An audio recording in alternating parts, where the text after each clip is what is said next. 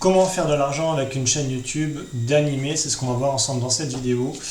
Si ce n'est pas déjà fait, je vous invite à rejoindre ma newsletter, le lien est dans la description. Vous pourrez rejoindre plus de 200 membres qui apprennent l'IA en ce moment et recevoir des infos exclusives pour vous aider à gagner plus de clients et à obtenir plus de résultats avec l'IA. Cette vidéo, c'est une vidéo à visée éducative, d'accord? Prenez-la comme un tutoriel. Je n'invente rien. Pour ça, je me suis appuyé. Il y a d'autres vidéos sur le marché français et américain qui proposent ce type de vidéo. Donc, je le fais parce que je l'implémente moi-même en ce moment. Donc, je vous partage un petit peu des infos qui peuvent vous être utiles. Donc, ce qu'on va voir ensemble, c'est comment créer une chaîne YouTube d'animés. Les animés, on sait tous que c'est quelque chose qui est très demandé. On peut voir ici par exemple qu'il y a seulement 15 vidéos, il y a déjà 140 000 abonnés et que chaque vidéo fait quand même entre 14 000 et plus de 200 000 vues, ce qui est énorme, d'accord? Donc si vous mettez de la publicité dessus, vous pouvez gagner un revenu complémentaire significatif, voire même vous pouvez en faire votre activité principale. Comment ça se décompose derrière? On va utiliser Claude Code et Xfield et je vais vous montrer dans cette vidéo comment ça fonctionne.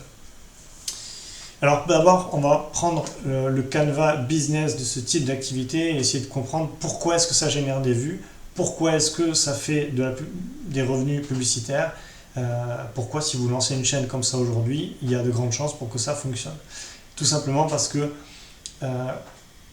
une des choses les plus importantes chez chacun d'entre nous, c'est les temps morts dans notre journée. Typiquement, être dans le métro, être dans les transports, s'ennuyer. Donc sur ces créneaux de passer le temps, les niches qui fonctionnent, c'est la niche du divertissement. Ça vous est déjà arrivé de scroller à l'infini sur TikTok, par exemple, pour citer que lui, et puis vous tombez sur un dessin animé qui vous accroche, évidemment, puisque c'est bien fait avec un hook, et puis vous restez jusqu'à la fin et vous passez un bon moment parce que c'était humoristique, c'était bizarre, vous avez passé un bon moment. Bref, ça s'appelle du divertissement. Le divertissement, c'est accessible à tout le monde, c'est créatif, vous pouvez créer plusieurs chaînes de ce type, vous pouvez tester plusieurs niches. C'est la raison pour laquelle j'ai décidé de tester ça aujourd'hui, ça faisait un moment que j'en parlais, donc voilà, on rentre dans le vif du sujet. La première chose qu'on va faire, c'est qu'on va télécharger Claude Code sur notre ordinateur. Alors, très honnêtement, je travaille avec Claude Code tous les jours. Je ne sais même plus s'il est installé ou pas sur mon ordinateur. Je l'ai dans VS Code, je l'ai à plein d'endroits différents. Je l'ai sur des serveurs cloud également. Donc on va télécharger pour Windows. Je pense que je ne l'ai jamais téléchargé pour Windows Terminal. Donc on va faire ça. Je vais copier la commande dans le terminal. En même temps, je vous montre comment on fait. D'accord? Vous allez terminal, clic droit, exécuter en tant qu'administrateur. Vous faites.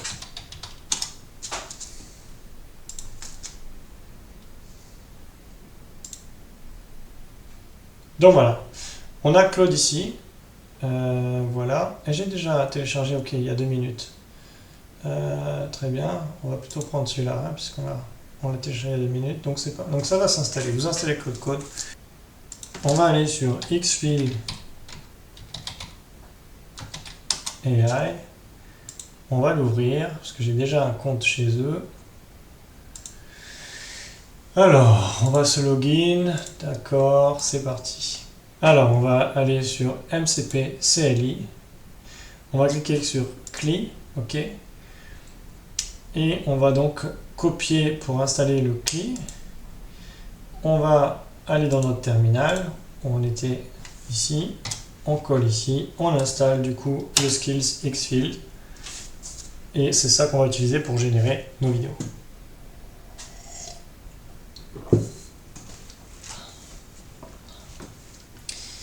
Ce qui est important, c'est pas que tout le monde sache le faire, d'accord? Tout le monde est en capacité de le faire. Ce qui va être important, ça va être votre créativité, la niche que vous choisissez, et ensuite vos compétences en marketing, en création de contenu. Voilà. En plus de ça, si vous avez déjà un business à côté et vous créez une chaîne qui est autour de votre business, vous pouvez faire quelque chose vraiment d'intéressant. Donc voilà, donc on a tout téléchargé maintenant. Donc maintenant qu'on a l'accès à Xfield, on va installer le Skills complètement, d'accord. Voilà, et on va faire pareil on colle et vous installez ça sur votre ordinateur. On fait OK, Y, yes, et c'est parti. Et là, on a les skills qui s'installent. On va pouvoir créer du contenu super intéressant sur YouTube. Ce qui est intéressant avec Xfil, c'est que vous pouvez créer différents types de contenus. Vous pouvez créer du contenu totalement généré avec l'IA. Vous pouvez même vous cloner et faire animer votre personnage, ou bien vous pouvez faire des animés comme on est en train de voir maintenant. Donc du coup, pour concurrencer des chaînes déjà existantes ou vous inspirer de leur contenu, on va faire quelque chose de simple. Cliquez sur la description, d'accord? On va faire afficher la transcription et vous allez avoir la transcription ici. Et nous, ce qu'on va faire, c'est copier cette transcription dans ChatGPT, la traduire en français, et ensuite on va demander à générer, à Claude Code et Xfil, générer les animations. Voilà, donc ça nous donne tout le script complet en français, d'accord? Il va nous donner tout ça. Donc voilà, donc je vais plutôt partir sur quelque chose en anglais, parce que l'anglais, vous aurez plus de vues, étant donné que c'est la langue internationale par excellence. Donc il va nous adapter tout le texte en anglais, et je pense que c'est beaucoup mieux. Alors pour la voix, ce qu'on va faire, on va utiliser Eleven Labs, d'accord? Vous pouvez utiliser votre propre voix, mais c'est plus simple comme ça. Et on va faire une voix un petit peu hypnotique, un peu de personnes âgées ou de documentaires. Vous savez, la voix grave là, que vous avez sur les reportages sur Arte par exemple, qui vous endort quasiment, qui vous hypnotise. Et on va essayer d'utiliser ça. Donc là, je pense qu'on est bien parti. On va aller sur Eleven Labs. Eleven Labs, on va prendre une voix. On va choisir une voix du coup qui nous convient. Alors, il y a ma voice. Alors, ce qu'on va faire, use voice, voilà. Et ce qu'on va faire, on va coller maintenant notre texte. Et Victor va faire la voix. Alors, on était sur du script en français, vous voyez. Tac, tac.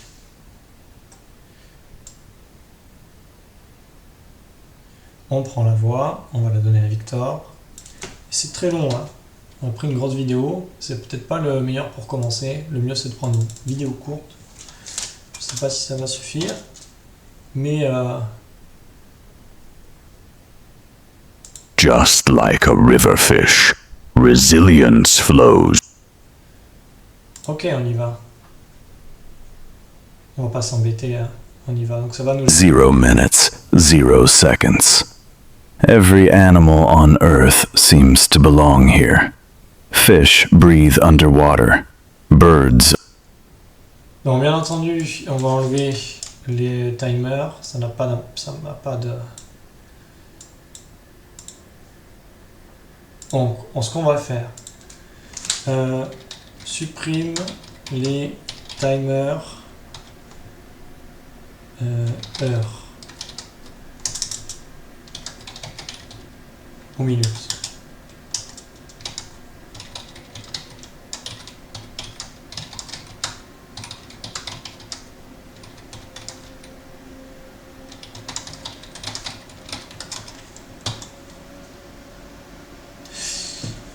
Donc je vais lui demander qu'il enlève les timers et les heures.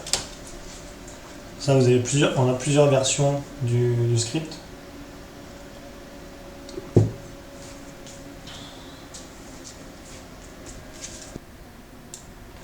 Donc on a fini. On a notre script, tac tac, qui est prêt à copier-coller tout de suite. Donc on y va. On va recommencer, tant pis. Tant pis, on va... Tac.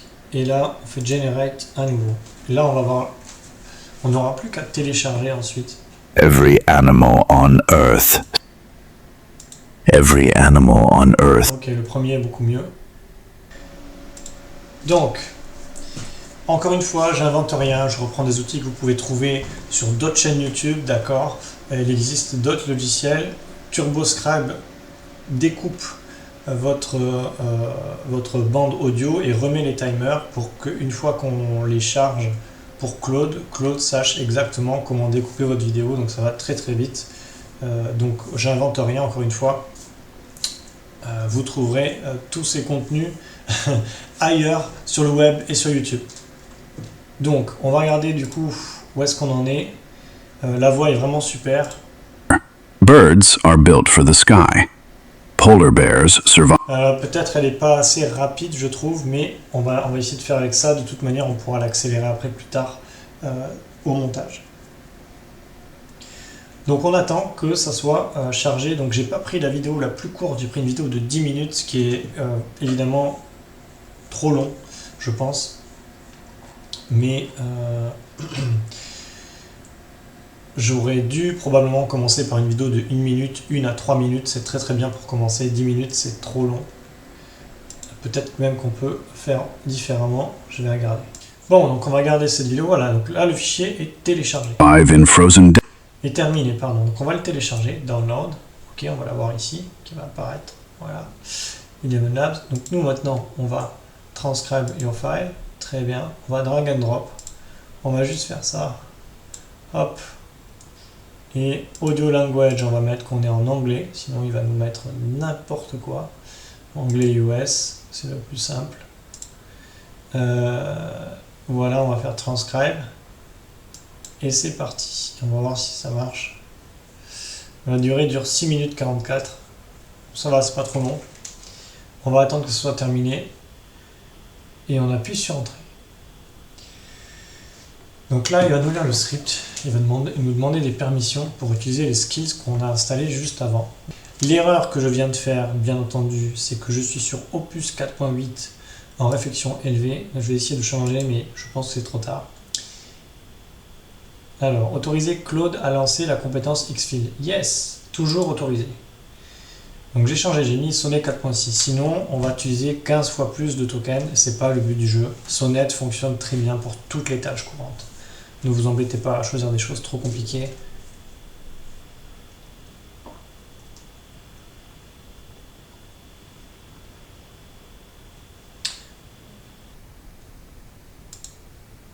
Bon, donc une fois qu'on a tout ça, ça va prendre un certain temps, d'accord? Je vous le cache pas. Une fois qu'on a tout ça, on va du coup aller sur CapCut. On va charger notre fichier audio qu'on a eu de Eleven Labs, qu'on a passé dans, souvenez-vous, le logiciel TurboScribe, ok?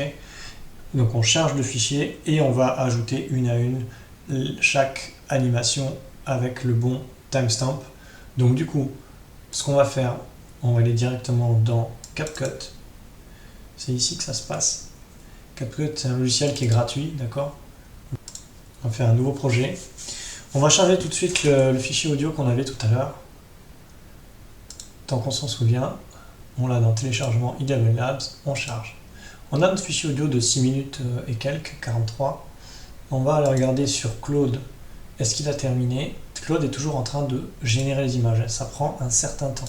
Ne soyez pas inquiets si ça dure un certain temps. Donc on a toutes les images. Donc c'est vraiment extraordinaire. Hein. Regardez, ça, on l'a inventé. On vient de l'inventer. Donc ça va prendre un certain temps, comme on a dit. Donc, vous voyez, ça fait 23 minutes. Ça, c'est des choses que certaines chaînes YouTube ne vont pas vous dire. Mais en fait, quand vous travaillez avec l'IA, c'est énormément de temps. En fonction de la complexité de ce que vous faites, c'est aussi énormément d'argent.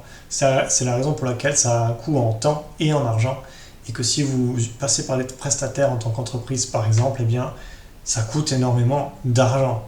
Voilà, on ne va pas se le cacher. Aujourd'hui, les métiers dans l'IA font partie des métiers les mieux payés au monde. Et à juste titre, que ça soit pour tout, création de contenu, automatisation, voilà.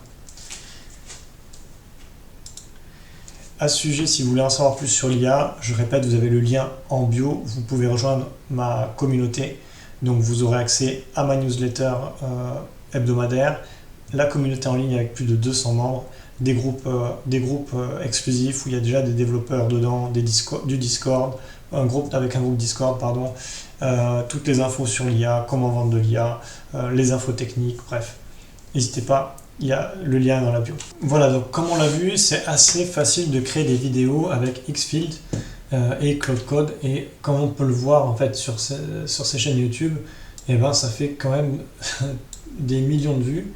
Et vous pouvez vraiment créer tout un tas d'épisodes. C'est quand même assez intéressant. Donc n'hésitez pas, si vous avez des questions, me les poser dans les commentaires. Toujours, si vous voulez en savoir plus sur l'IA, vous pouvez rejoindre ma communauté, le lien est dans la bio, et vous aurez les prompts de cette vidéo, et vous pourrez aussi poser vos questions comme les autres membres. Voilà, n'hésitez pas à vous abonner à la chaîne, à liker la vidéo si ça vous a plu, et je vous dis à très bientôt. Every animal on Earth seems to belong here. Fish breathe underwater. Birds are built for the sky. Polar bears survive in frozen deserts. Lizards can sit under the sun for hours, like they were designed for it. And then there's us. We burn under our own star. Our backs collapse from standing upright. Our babies are born helpless. Our immune systems sometimes attack dust, pollen, peanuts, or cat hair like they're deadly enemies. And somehow, we are the only species that looked around at the planet we supposedly evolved on and thought, something about this place feels wrong.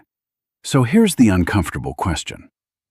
What if humans are not perfectly adapted to Earth? What if we are the strangest biological accident this planet has ever produced? Or worse, what if we are not originally from here? Start with the sun. Most animals don't need instructions to survive daylight. A cat can sleep in the sun. A horse can graze outside. An elephant can spend its entire life under the same sky. Reptiles literally use sunlight to regulate their bodies. But humans? We had to invent sunscreen. Think about how insane that is. We live on a planet where stepping outside for too long can damage our skin, burn our cells, and increase our risk of disease. So we created a chemical shield and spread it over our bodies just to exist safely under the star that gives this planet life. That doesn't sound like perfect adaptation. That sounds like a compatibility issue. Then there's the human spine. Back pain is not rare. It is one of the most common physical problems humans experience. And when a problem appears across huge numbers of people from different countries, different jobs, different lifestyles, you eventually have to stop blaming posture, chairs, or mattresses. At some point, you have to look at the design. Our spine looks like something that was originally made for a horizontal animal, then forced upright. Like evolution took an old four-legged structure, turned it vertical, and hoped the rest would somehow work. But the discs compress. The lower back carries too much pressure. The neck bends forward. The hips and knees pay the price. We walk like a successful experiment, but not a finished product. We are functional, but we are not cleanly designed. And childbirth might be the most brutal example. Human babies are born with heads so large that birth becomes dangerous. At the same time, they are born incredibly unfinished. A baby horse can stand shortly after birth. Many animals can move, follow their mother, or escape danger within hours. A human baby can't even hold up its own head. It arrives fragile, dependent, vulnerable, and completely unable to survive alone for years. That is strange. It is almost as if the baby has to be born before it is really ready. Because if it stayed inside any longer, its head would become too large to pass through the birth canal. So the human body solved the problem badly. Birth too early. Raise the child outside the womb. Hope the group survives. It worked, but it is not elegant. It is a compromise that almost killed us for most of history. Then look at allergies. Your immune system has one job: protect you from real threats. Viruses, bacteria, parasites, infections. But in millions of humans, that same defense system panics over harmless things. Pollen, dust, peanuts, shellfish, animal hair.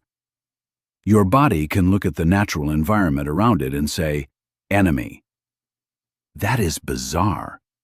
It is like having a security system so badly calibrated that it attacks the mailman, the furniture, and the air.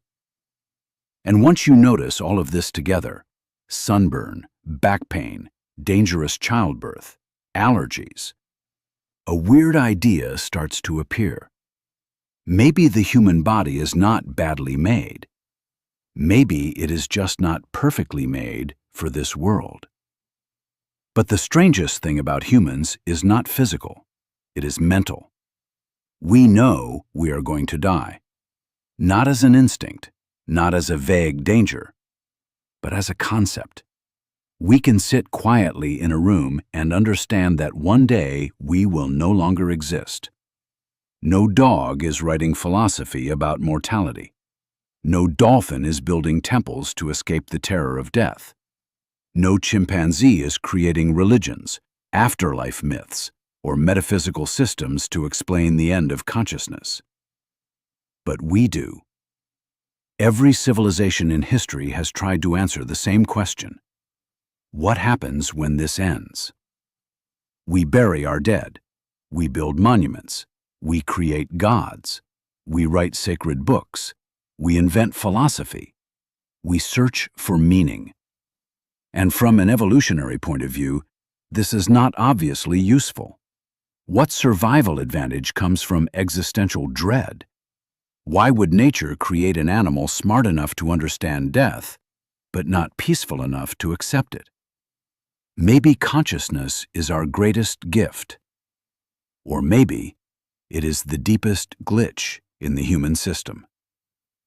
And then there is our relationship with Earth itself. Most species exist inside an ecosystem. Predators control,